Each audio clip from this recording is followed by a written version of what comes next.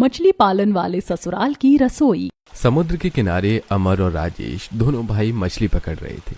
किनारे पर होने की वजह से उनके जाल में अच्छी मछलियां नहीं फंस रही थी। राजेश परेशान होकर अपने भाई से कहता है, भैया आज तो हमारे जाल में बिल्कुल मछलियां नहीं फंस रही हैं। ऐसा करते हैं, हम चाचा जी से कहते हैं कि वो हमें अपनी बोट में बिठाकर अंदर समंदर में ले चले, उनके साथ हमें मछलियां मिल जाएंगी।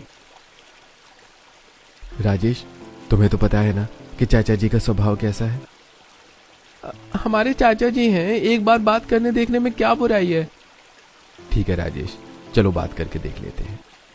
अब अमर और राजेश थोड़ा आगे जाते हैं, जहां ब्रजेश अपने बेटे मोहित के साथ बोट में बैठकर कुछ मछुआरों के साथ समंदर के अंदर जाने की तैयारी कर रहा था। यह देखकर अमर कहता है, चाचा जी आज समुद्र के किनारे तो मछलियां मिल ही नहीं रही हैं। आप तो अंदर जा ही रहे हैं, ऐसा कीजिए कि हमें भी अपनी बोट में बिठा दीजिए ताकि हम भी अंदर जाकर थोड़ी अच्छी मछलियां पकड़ सकें। अरे तुम दोनों का दिमाग तो नहीं खराब हो गया है हा? तुम्हारे चाचा होने का यह मतलब नहीं है कि तुम्हें अपनी बोट पर बिठाता फिरूं। चलो जाओ यहाँ से और यहाँ किनारे से ही मछलियां पकड़ो। अपने चाचा के ऐसा कहने पर दोनों भाई मायूस होकर वापस अपनी जगह आ जाते हैं। उधर ब्रजेश का बेटा मोहित कहता है, पिताजी आपने बहुत अच्छा किया, उन दोनों भाइयों को डांट कर भगा दिया, हम उनकी मदद क्यों करें। ऐसा कहकर वो अपने पिताजी के साथ बोट को लेकर समुद्र के थोड़ा अंदर जाता है और अंदर जाकर जाल फैलाता है और बड़ी बड़ी मछलियां पकड़ लेता है। फिर वो बाहर आकर चिल्लाता है, क्या अमर भैया, राजेश भैया, नहीं मिली आपको मछलियां? अरे जरा देखो हमें कितनी बड़ी बड़ी मछलियां मिली हैं। आज तो बाजार में इनके बहुत अच्छे दाम मिलेंगे। अमर और राजेश बहुत मायूस हो जाते हैं जब वो घर पहुंचते हैं और जानवी से कहते हैं, जानवी अब जल्दी से नाश्ता लगा दो, हमें नाश्ता करके बाजार भी पहुंचना है। हाँ भाभी, वैसे भी आज भी हमें छोटी मछलियां ही मिली हैं। अगर हम लेट हो गए और चाचा जी बाजार पहुंच गए तो सारी मछलियां कोई नहीं खरीदेगा। हाँ बेटा, तेरा चाचा तो हमेशा से कंजूस और कठोर आदमी रहा है, उसने कभी हमारी मदद नहीं की। अरे छोड़ो नम्रता, तुम भी क्या उसका रोना लेकर बैठ जाती हो। जल्दी नाश्ता निकालो, मुझे भी भूख लगी है। जानवी नाश्ता लगाती है, सभी लोग नाश्ता करने लगते हैं। रिमझिम मछली देखकर गुस्सा होते हुए कहती है, मम्मी क्या आज आपने फिर खाने में मछली बना दी? हमारे घर खाने में मछली के सिवा कुछ और नहीं बन सकता क्या? बेटा कल मछली का सालन बनाया था और आज भुंजी मछली बनाई है। घर पर राशन कुछ नहीं था तो यही बनाना पड़ा। अब नखरे मत करो और चुपचाप खा लो। जानवी की बात सुनकर रिमझिम मछली खाने लगती है और उसके साथ बाकी सभी लोग भी मछली खा लेते हैं। अब दोनों भाई मछली मंडी के लिए निकलने लगते हैं। तब उनकी माँ कहती है, बेटा आज थोड़े पैसे मिल जाएं तो आते हुए थोड़ा राशन ले आना। घर में 2 दिन से राशन नहीं है, इसीलिए मछली खाकर काम चला रहे हैं। ठीक है माँ, मैं आते हुए राशन ले आऊंगा। ऐसा कहकर दोनों भाई मछली मंडी के लिए निकल जाते हैं। दोनों भाई मछली मंडी में जाकर दुकान लगा लेते हैं। मछली मंडी में काफी भीड़ थी, ढेर सारे लोग मछली खरीदने के लिए आ रहे थे। कुछ मछली वाले वहां आवाज भी दे रहे थे, मछली ले लो, मछली ताजी ताजी मछली, आओ भैया मछली ले लो। आओ भैया आ जाओ, इधर आ जाओ, ताजी ताजी मछली आई है, मछली ले लो। अब अमर और राजेश भी आवाज लगाना शुरू करते हैं, आओ भैया आ जाओ, भैया बहन जी आ जाओ, ताजी ताजी मछली कम रेट पर ले जाओ। तभी आशा वहां पर आती है और कहती है, भैया क्या भाव दिए मछली? ले लीजिए बहन जी, एकदम ताजी मछली है, 70 रुपए किलो। अरे भैया एक तो आप इतनी छोटी छोटी मछलियाँ बेचते हो, ऊपर से इतने महंगे दाम लगाते हो। इतनी छोटी मछलियाँ हैं, 50 रुपए किलो में ही दे दो। तभी बिंदिया पीछे से वहां आती है और कहती है, अरे भैया कल मैं आपके यहाँ से मछली ले गई थी, इतने सारे कांटे थे आपकी मछली में। इतने महंगे रेट पर इतने कांटे वाली मछली नहीं जम पाती, थोड़े सस्ते रेट लगाओ तो मुझे भी दे दो। ठीक है आशा ताई और बिंदिया ताई, बताओ कितना पैक करना है। राजेश मछली उठाकर मछली छीलना शुरू करता है। तभी दूसरी तरफ मोहित आवाज लगाना शुरू करता है, आओ भाइयों आओ बहनों, बड़ी बड़ी मछली में ले लो, 150 रुपए किलो में बड़ी बड़ी मछली ले लो, बिना कांटे वाली मछली एक बार खाकर देखो। मोहित की आवाज सुनकर जैसे ग्राहक बड़ी मछलियां देखते हैं तो सारा बाजार मोहित की दुकान की तरफ पलट जाता है। आशा भी बिंदिया से कहती है, अरे बिंदिया बहन चलो, मोहित ने दुकान लगा लिया है, हम भी वहीं से मछली ले लेंगे। 2 पैसे महंगी लेंगे लेकिन बड़ी मछलियाँ लेंगे ताकि खाने में मजा आए। हाँ हाँ चलो बहन, उन्हीं की दुकान पर चलते हैं। अरे क्या हुआ बहन जी, मैं आपको कम रेट पर मछलियाँ दे तो रहा हूँ। नहीं नहीं भैया रहने दो, अब हम बड़ी मछलियाँ ही खरीद लेते हैं, आपकी मछलियाँ फिर किसी दिन खरीदेंगे। ऐसा कहकर आशा और बिंदिया भी मोहित की दुकान पर चली जाती हैं और वहां से मछलियां खरीदने लगती हैं। मोहित की दुकान पर इतनी भीड़ थी कि सारा मार्केट खाली हो गया था। ये देखकर राजेश अमर से कहता है, देख रहे हो भैया, बड़ी मछलियां देखकर सारे ग्राहक मोहित की दुकान पर चले गए। हमारी दुकान की तरफ तो कोई देख भी नहीं रहा है। हमारे नसीब में अब तो ये रोज रोज की बात हो गई है। हम कर भी कह सकते हैं। हमारे पास चाचा जी की तरह बोट और बाड़ी जाल तो है नहीं कि हम समुद्र में अंदर जाकर बड़ी मछलियां पकड़ें। इसीलिए हमें इन छोटी छोटी मछलियों को ही बेचना पड़ता है। उधर मोहित अपनी मछलियां बेचने के बाद दोनों भाइयों को ताने मारते हुए कहता है, क्या हुआ अमर भैया, राजेश भैया, मछली नहीं बिकी क्या? अरे मैं तो कहता हूँ आप दोनों मछली मंडी छोड़ दो और कोई दूसरा काम देखो अपने लिए। मेरी तो सारी मछलियां बिक गई और मैं तो घर चला। ऐसा कहकर मोहित मंडी से चला जाता है। थोड़ी देर बाद शाम हो जाती है और राजेश और अमर भी अपनी बची हुई मछलियां लेकर अपने घर आ जाते हैं। और मछलियां एक तरफ रखते हुए अमर अपनी माँ से कहता है, माँ, हमारी मछलियां तो आज भी नहीं बिकी, इसलिए हम राशन नहीं ला पाए। जानवी, अब तुम इन्हीं मछलियों का कुछ बना दो, भूख लग रही है। अब जानवी मछलियों में से कुछ मछलियां निकालती हैं।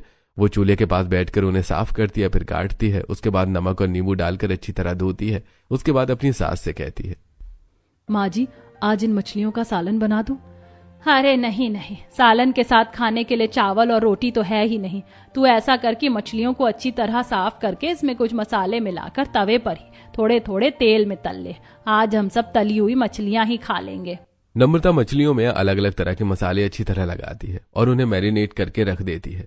फिर वो चूल्हा जलाती है और चूल्हे पर तवा रखकर 3-3 पीस मछलियां तवे पर डालकर थोड़े से तेल में फ्राई करती हैं। सारी मछलियां फ्राई हो जाने के बाद वो प्याज काटती है और नींबू और मिर्च भी रखती है। फिर सभी को तली हुई मछलियां परोस देती है। रिमझिम मछली देखकर मुंह बनाते हुए कहती है, ये क्या माँ, आपने तो सुबह कहा था कि आज शाम को दाल चावल बनाओगी, लेकिन आपने फिर ये मछलियाँ तल कर रख दिया। मुझे नहीं खाना ये मछलियाँ। रिमझिम बेटा, आज तुम्हारे पापा की मछलियां नहीं बिकी, इसलिए आज तुम ये मछली ही खा लो। मैं कल आते आते दाल चावल ले आऊंगा। पापा, आप तो रोज ऐसा कहते हो। पिछले एक हफ्ते से घर में दाल चावल भी नहीं बना है। बोर हो गई हूँ मैं मछलियाँ खाकर। मेरे सभी दोस्तों के घर में कितने अच्छे अच्छे खाने बनते हैं और एक हम है कि सिर्फ मछलियाँ खाकर अपना काम चलाते हैं। हम अच्छे अच्छे खाना क्यों नहीं खा सकते? रिमझिम, बहुत बोलने लगी हो तुम आजकल। जो मिलता है ना चुपचाप खा लिया करो, नहीं तो लगाती हूँ एक खींच कर अभी। अपनी माँ की बात सुनकर रिमझिम रोने लगती है। तब गोपाल कहता है, अरे बहू, क्यों डांट रही हो? वो तो सही कह रही है। हम बड़े लोग गरीबी में काम चला सकते हैं, लेकिन बच्चे थोड़े न समझते हैं। उसके बाद गोपाल जैसे तैसे रिमझिम को समझाकर खाना खाने के लिए मना लेता है। सभी लोग तली हुई मछली खाकर सो जाते हैं। अगली सुबह जानवी फिर कुछ मछलियों को साफ करती है। फिर उसे बारीक बारीक टुकड़ों में काटकर नींबू और नमक लगाकर धोती है। धोने के बाद उसे पतीले में डालकर उसमें पानी, नमक और मिर्च डालकर उबालती है और उसका सूप बना लेती है और सभी लोगों को परोस देती है। लेकिन रिमझिम मछली का सूप देखकर मुंह बनाते हुए कहती है, माँ, मुझे आज भूख नहीं है, मैं कुछ नहीं खाऊंगी।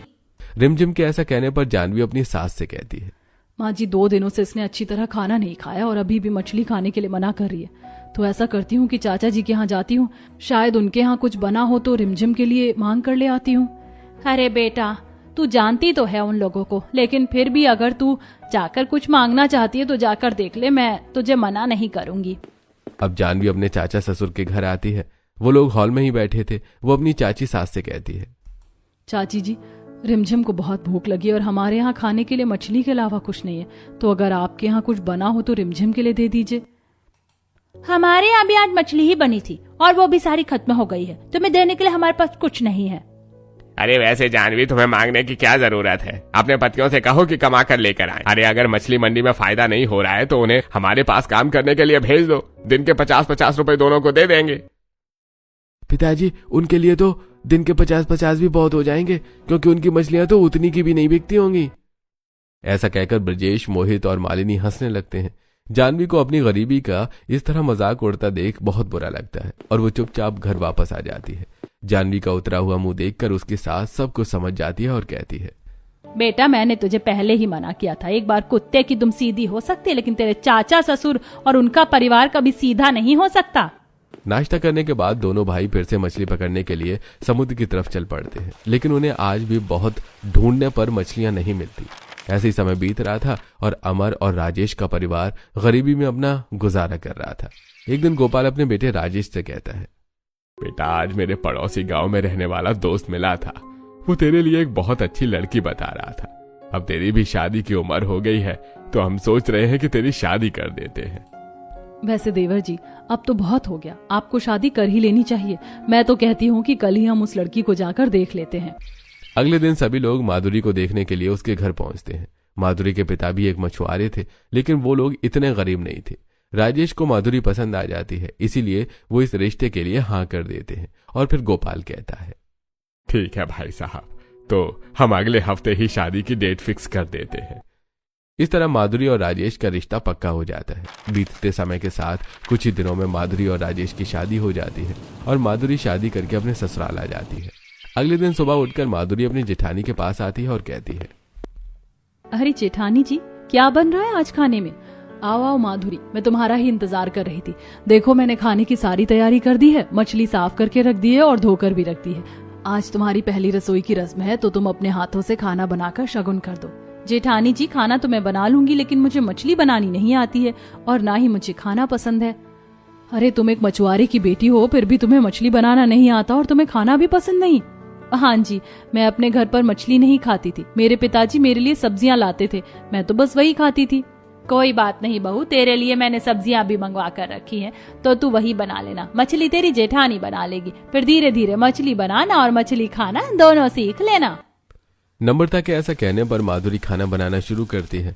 जानवी अपनी सास के पास आती है और धीरे से उनके कान में कहती है, माँ जी, अच्छा हुआ कि आपने थोड़े बहुत पैसे बचाकर दाल चावल और सब्जी वगैरह सब कुछ मंगवा लिया था, वरना हम माधुरी को पकाने के लिए क्या देते और फिर वो हमारे बारे में क्या सोचती। वो तो ठीक है बेटा, लेकिन रोज रोज इतना अच्छा खाना थोड़ी ना बन सकता है। धीरे धीरे माधुरी को भी मछली खाना सीखना होगा और हमारे साथ मछलियां ही खाना होगा। अब माधुरी सभी के लिए खाना बनाती है और सभी लोगों को खाना परोस देती है। सभी लोग खाना खाते हैं और तारीफ करते हुए कहते हैं, बहू, आज तो तुमने खाना सचमुच बहुत ही अच्छा बनाया है। हाँ चाची, वैसे तो हमारे यहाँ अक्सर सिर्फ मछली ही बनती है, लेकिन आज तो आपने अलग अलग तरह का खाना बनाया जिसे खाकर मजा आ गया। अब मैं भी अपने दोस्तों को बताऊंगी कि चाची ने हमारे यहाँ अलग अलग तरह का खाना बनाया है। रिमझिम की बात सुनकर सभी लोग हंस पड़ते हैं। खाना खाने के बाद राजेश और अमर दोनों फिर से मछली पकड़ने के लिए निकल जाते हैं। वो लोग समुद्र के किनारे जाकर मछलियां पकड़ते हैं, लेकिन फिर उन्हें हमेशा की तरह छोटी मछलियां मिलती हैं। वो लोग बाजार में जाकर मछलियों की दुकान लगाते हैं। तभी अमर राजेश से कहता है, देख रहे हो राजेश, आज बाजार में कितनी ज्यादा भीड़ है। अरे भैया, भीड़ होने से क्या होता है, हैं? जल्दी जल्दी जितनी मछलियां बेचनी है बेच लो। अगर एक बार तुम्हारे चाचा और उनका बेटा बाजार में अपनी बड़ी मछलियां लेकर आ गए तो किसी की मछलियां नहीं बिकने देंगे। अरे हाँ भाई, तुम सही कहते हो, हैं? पूरे मार्केट पर कब्जा कर रखा है उन लोगों ने और उन्हें गरीबियों पर दया भी नहीं आती। ऐसा कहकर मछली वाले फिर से आवाज लगाने लगते हैं, आओ आओ भैया, आओ बहन, ताजी मछलियां ले जाओ, कम पैसों में ताजी मछलियां ले जाओ। आइए आइए बहन जी, ताजी मछलियां ले लीजिए, आइए बहन जी। तभी आशा अमर की दुकान पर आती है और कहती है, अरे भैया, कम रेट बताते हो लेकिन रेट तो कम करते ही नहीं। इतनी छोटी छोटी मछलियाँ इतनी महंगी, ऐसा करो 70 रुपए में सारी मछलियाँ दे दो। अरे बहन जी, कैसी बातें करती हैं आप? 70 रुपए किलो में इतनी सारी मछलियां कैसे दे दूं? 70 रुपए में इतनी सारी मछलियां कैसे दे दूं? 70 रुपए किलो ले लो। भैया, देना है तो दे दो, नहीं तो अगर मोहित बाजार में आ गया तो फिर आपकी मछलियाँ 70 रुपए में पूरी भी कोई नहीं खरीदेगा। ये सुनकर अमर कुछ सोचता है और फिर सारी मछलियां 70 रुपए में उठाकर आशा को दे देता है। आशा मछलियां लेकर चली जाती है। थोड़ी देर बाद मोहित बाजार में आ जाता है और अपनी दुकान लगा लेता है। राजेश और अमर अपने घर के लिए निकल पड़ते हैं। घर पहुंचकर राजेश कहता है, माधुरी, आज तो सारी मछलियां हमें 70 रुपए में ही बेचनी पड़ी, लेकिन थोड़ी सी मछलियां मैंने पहले से ही निकाल कर रख ली थी। तुम ऐसा करो कि इन्हीं को बना लो और हम इन्हीं को खा लेंगे। ये सुनकर माधुरी मुंह बनाते हुए कहती है, आप लोगों को सब्जियां और दाल लानी चाहिए थी। आपको तो पता है कि मुझे मछली खाना पसंद नहीं है और मुझे मछली बनाना भी नहीं आता। माधुरी, तुम्हें तो पता है कि हम गरीब हैं। मेरे पति और तुम्हारे पति मिलकर इतना नहीं कमा पाते कि हम रोज अच्छा खाना खा सकें, इसीलिए हमें मछली खाकर ही गुजारा करना पड़ता है। तुम्हें भी मछली खाना सीखना चाहिए और साथ में बनाना भी। हाँ माधुरी बेटा, जानवी सही कह रही है। अगर तुझे मछली बनाना नहीं आता तो तेरी जेठानी तुझे सिखा देगी। माधुरी मुंह बनाकर मछलियां बनाना शुरू करती है। वो जानवी के बताए तरीके से मछलियों को साफ करती है, फिर उन्हें काटती है और नमक हल्दी के पानी में धोती है। फिर कुछ मसाले मिलाकर उसका सालन बनाती है और साथ में थोड़े से चावल भी बनाती है और सभी लोगों को परोस देती है। मछली चावल खाकर सभी लोग बहुत खुश होते हैं। ऐसे कुछ दिन बीत जाते हैं। एक दिन रिमझिम माधुरी से कहती है, चाची हमारे यहाँ रोज मछली के अलग अलग पकवान बनते हैं, मैं तो मछली खाकर बोर हो गई हूँ। रिमझिम तुम सही कह रही हो, मैं भी बहुत बोर हो गई हूँ। ऐसा करती हूँ, राजेश ने मुझे कुछ पैसे दिए थे, उन्हीं पैसों से आज हम बाजार चलकर राशन ले आते हैं। माधुरी रिमझिम को लेकर बाजार जाती है और वहां से अलग अलग तरह की सब्जियां, दाल, चावल, मसाले और तेल सब कुछ खरीद लेती है। उसके बाद रिमझिम से कहती है, हमने तो खाना बनाने के लगभग सारा सामान खरीद लिया। आज तुम्हारी मम्मी भी इतना सारा सामान देखकर खुश हो जाएंगी। हाँ चाची आप सही कह रही हो। वैसे अगर आपके पास कुछ पैसे बचे हो तो देखो सामने पानी पूरी वाला है, चलो हम पानी पूरी खाएंगे। हाँ, अभी मेरे पास 20 रुपए बचे हैं, चलो हम पानी पूरी खाते हैं। माधुरी और रिमझिम पानीपुरी वाले की दुकान पर जाते हैं और दोनों 10 रुपए की पानीपुरी खाते हैं। उसके बाद दोनों घर आ जाते हैं। घर आकर माधुरी जानवी को सारा सामान दिखाते हुए कहती है, जानवी भाभी, राजेश ने मुझे कुछ पैसे रखने के लिए दिए थे, मैं उन पैसों से ये सारा सामान ले आई हूँ। देखो अलग अलग तरह की सब्जियां हैं, दाल है, चावल है और तेल भी है। आज तो हम अच्छा खाना खाएंगे। यह सुनकर जानवी चौंक जाती है और कहती है, नहीं माधुरी, तुम्हें वो पैसे खर्च नहीं करने चाहिए थे। हमारा ये घर किराए का है और किराए का समय हो गया है। मकान मालिक शाम को आएगा, अगर हमने उसे किराया नहीं दिया तो वो गुस्सा करेगा। हाँ बहू, जानवी बहू सही कहती है। वैसे भी मकान मालिक कभी भी आता होगा। भाभी ये सब तो मैंने सोचा ही नहीं, अब तो राजेश मुझ पर बहुत गुस्सा करेंगे। तभी नम्रता पड़ोस से घर वापस आती है। माधुरी के हाथ में इतनी सारी सब्जियां और राशन देखकर कहती है, अरे ये क्या माधुरी बहू, इतना सारा राशन और सब्जियां तुम कहाँ से लेकर आ गई हो?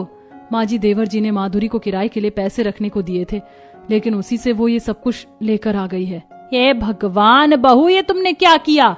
अब हम मकान मालिक को किराया कहाँ से देंगे? वो लोग ये बातें ही कर रहे थे कि तभी मकान मालिक बाहर आता है और आवाज देकर कहता है, अरे गोपाल, अरे ओ गोपाल, कहाँ गए तुम लोग? ऐसा कहकर मकान मालिक अंदर आ जाता है और कहता है, अरे भाई जल्दी से मुझे मकान का किराया दे दो। भाई साहब, मुझे 3-4 दिनों का समय दे दीजिए। इस बार किराया इकट्ठा नहीं हो पाया तो 3-4 दिनों में मैं आपको किराया इकट्ठा करके दे दूंगी। अरे आप लोगों का तो हमेशा का यही नाटक रहता है। मुझे तो लगता है कि मैंने आपको घर देकर गलती कर दी। ऐसा कहकर मकान मालिक वहां से चला जाता है। शाम को जब दोनों बेटे आते हैं तब नम्रता उन्हें सारी बातें बताती है। ये सब सुनकर राजेश माधुरी पर गुस्सा होते हुए कहता है, क्या माधुरी, तुमने बच्चे जैसी हरकत की? तुम्हें हमारी गरीबी को समझना चाहिए। चाचा जी गलती उनकी नहीं है बल्कि मेरी ही थी। मैं ही जिद कर रही थी बाजार जाकर राशन लाने की। अरे कोई बात नहीं बेटा, गलती इंसान से ही होती है। आगे से थोड़ा ज्यादा मेहनत कर लेना। बहू हमें खाना तो बनाकर खिला दो। अब माधुरी और जानवी दोनों रसोई में जाती हैं। माधुरी सब्जी काटती है तो वहीं जानवी मछली को धोकर काटती है और बेसन में लपेट कर उसके पकौड़े बनाती है। दूसरी तरफ माधुरी जल्दी जल्दी सब्जी, चावल और रोटी बना लेती है। सभी को खाना परोस देती है। सभी लोग खाना खाकर खाने की बहुत तारीफ करते हैं। अगले दिन सुबह दोनों भाई मछली पकड़ने के लिए निकलने वाले होते हैं कि तभी माधुरी कहती है, सुनिए जी, आज आपके साथ हम भी समुद्र पर चलेंगे। हमारे कपड़े भी वहीं धुल जाएंगे और आप लोग मछलियां पकड़ लेना। ठीक है माधुरी, चलो फिर। अब अमर और राजेश के साथ जानवी और माधुरी भी कपड़े लेकर समंदर की तरफ निकल पड़ती हैं। दोनों किनारे पर बैठकर कपड़े धोने लगती हैं तो वहीं अमर और राजेश मछलियां पकड़ने लगते हैं। तभी मोहित वहां आता है और आवाज देते हुए कहता है, अरे क्या बात है राजेश भैया, अमर भैया, आप लोगों से मछलियां नहीं पकड़ी जा रही थी तो आज अपनी पत्नियों को लेकर आए हो। वैसे जो भी करो, लेकिन बड़ी मछलियां तो तुम्हारे जाल में फंसने वाली नहीं है। हमें देखो, हम कैसे बड़ी मछलियां पकड़ने जा रहे हैं। ऐसा कहकर मोहित बोट लेकर अंदर चला जाता है। तब माधुरी ये सब देखकर कहती है, क्यों जी, ये आपका चचेरा भाई है और आपसे ऐसे बात करता है? इतना घमंड? रुको, इसे मैं अभी बताती हूँ। जाने दो माधुरी, वो लोग ऐसे ही घमंडी हैं, उनके मुंह लगना बेकार है। हम कपड़े धोते हैं, फिर हमें घर भी चलना है। हाँ, भाभी सही कहती हैं। जानवी और माधुरी कपड़े धोने में लग जाती हैं और दोनों भाई मछलियां पकड़ने में लग जाते हैं। उधर थोड़ी देर बाद मोहित और ब्रजेश दोनों बड़ी बड़ी मछलियां पकड़कर बाहर लेकर आते हैं। तब ब्रजेश अमर और राजेश के पास आता है और कहता है, अरे अमर और राजेश, अभी भी तुम्हारे पास वक्त है। फिर मत कहना कि चाचा जी ने समझाया नहीं था। हमारे पास काम करो, दिन के 50 रुपए मजदूरी देंगे। वैसे भी तुम्हारी मछलियां तो बिकती ही नहीं है।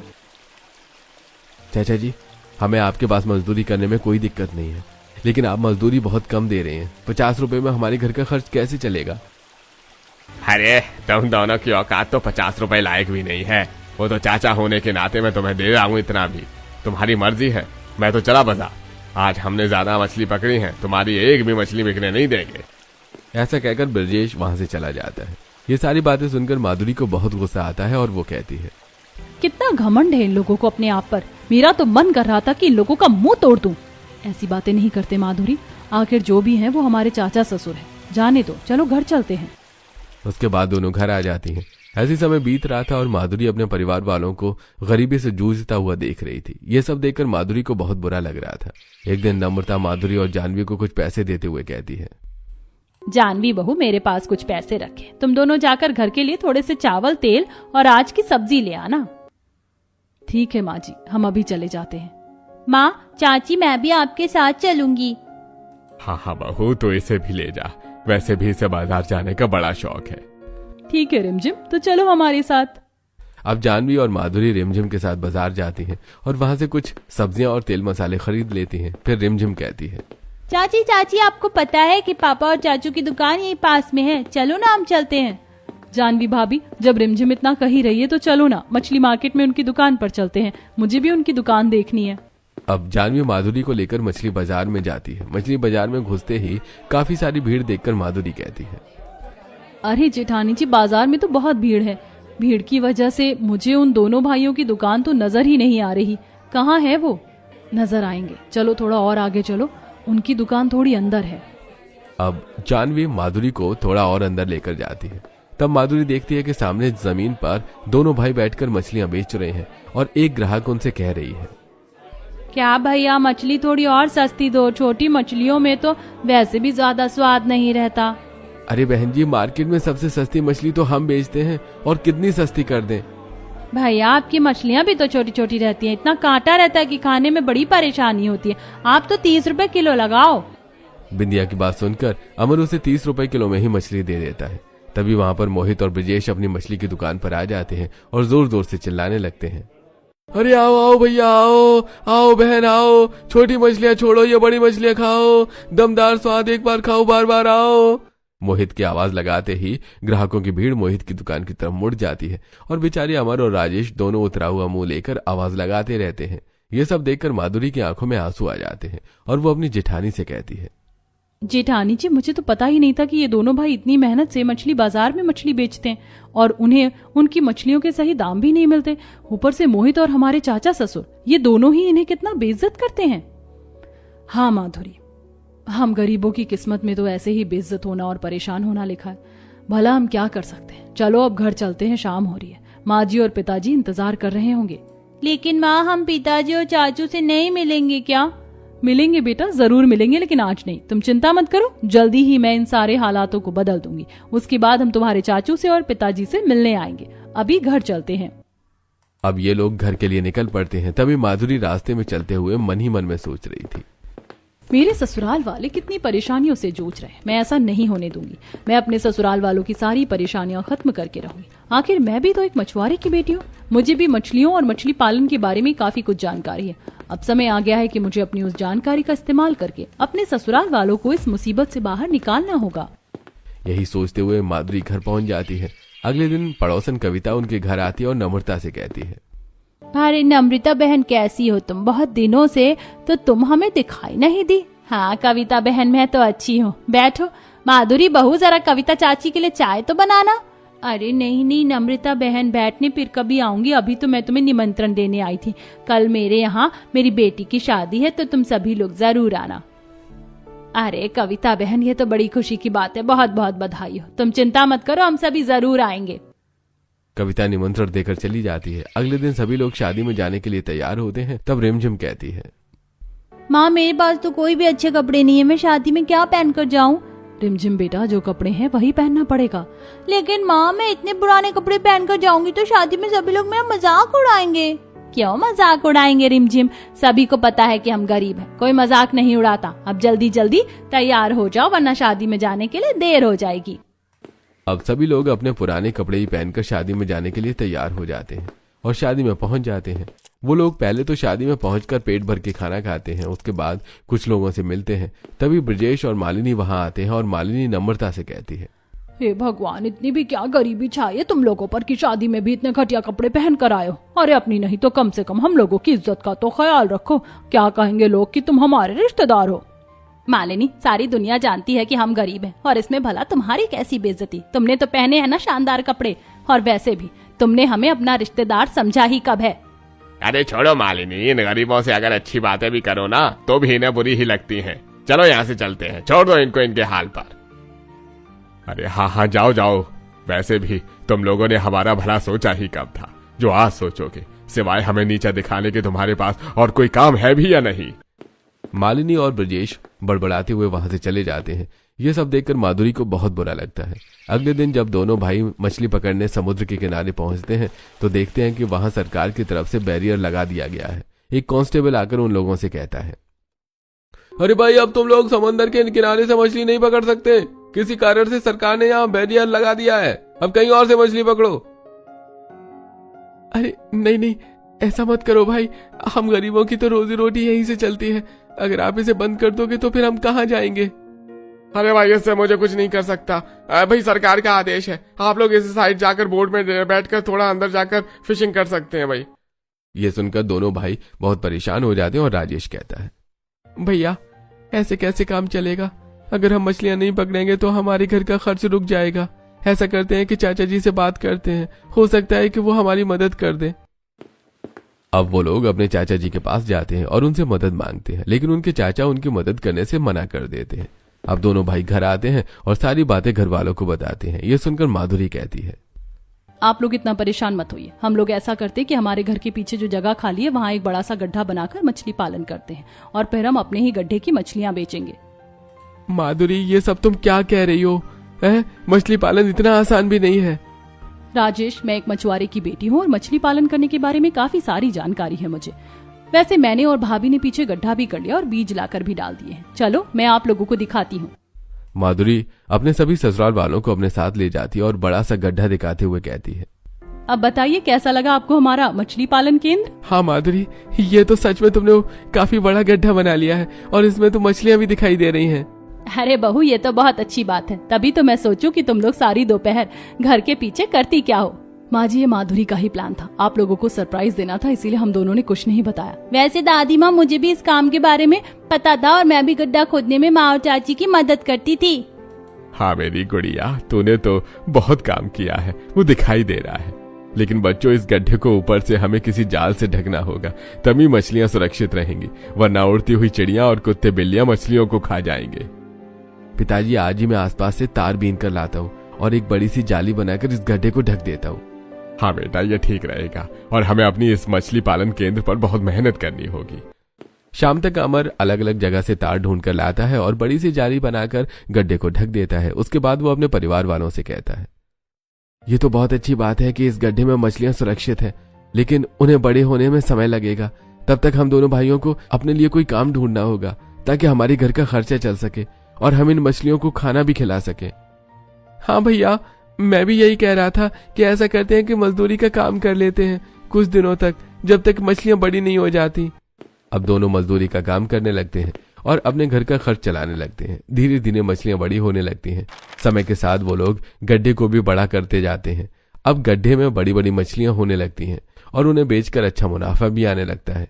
धीरे धीरे वो लोग तालाबों का ठेका भी लेने लगते हैं और इस तरह उनका बिजनेस बड़ा हो जाता है और वो लोग अमीर हो जाते हैं। एक दिन गोपाल घर आकर अपने परिवार वालों को बताता है, तुम लोगों को पता है, फैक्ट्री द्वारा जहरीले वेस्ट समंदर में छोड़े जाने की वजह से सरकार ने समुद्र में फिशिंग करने पर पाबंदी लगा दी है और ब्रजेश का सारा बिजनेस बंद हो गया है। ब्रजेश अभी बहुत ज्यादा बीमार है और उसके पास इलाज के लिए भी पैसे नहीं है। मेरा एक दोस्त मिला था, वो बता रहा था आज मुझे ये सब कुछ। अगर वो इतने परेशान है तो हमें उनकी मदद करनी चाहिए। हाँ पिताजी, चलिए अभी चलते हैं उनके पास, आखिर वो हमारे चाचा हैं। अब सभी लोग ब्रजेश के घर पहुंचते हैं तो देखते हैं कि वो काफी सीरियस हो चुका है। वो गोपाल को देखते ही वो कहता है, आ गए भैया। अरे आप लोगों का ही इंतजार कर रहा था। हाँ भाई, मेरे भाई, तूने मुझे बताया क्यों नहीं कि तू इतना परेशान है। चल अभी हम तुझे हॉस्पिटल लेकर जाएंगे और तेरा इलाज करेंगे, वो तो बिल्कुल ठीक हो जाएगा। नहीं भैया, अब बहुत देर हो चुकी है। मैंने हमेशा ही बहुत घमंड किया जिसकी मुझे सजा मिली है। भैया, हो सके तो मुझे और मेरे परिवार वालों को माफ कर देना। और मेरे जाने के बाद मेरे परिवार वालों का ध्यान रखना। अपने भाई की बात सुनकर गोपाल की आंखों में आंसू आ जाते हैं। थोड़ी देर बाद ब्रजेश की मृत्यु हो जाती है। अब सभी मिलकर ब्रजेश का अंतिम संस्कार कर देते हैं। मालिनी और मोहित भी अपने बड़े पिताजी और बड़े भाइयों से माफी मांगते हैं और फिर सब मिलकर एक साथ खुशी खुशी रहने लगते हैं।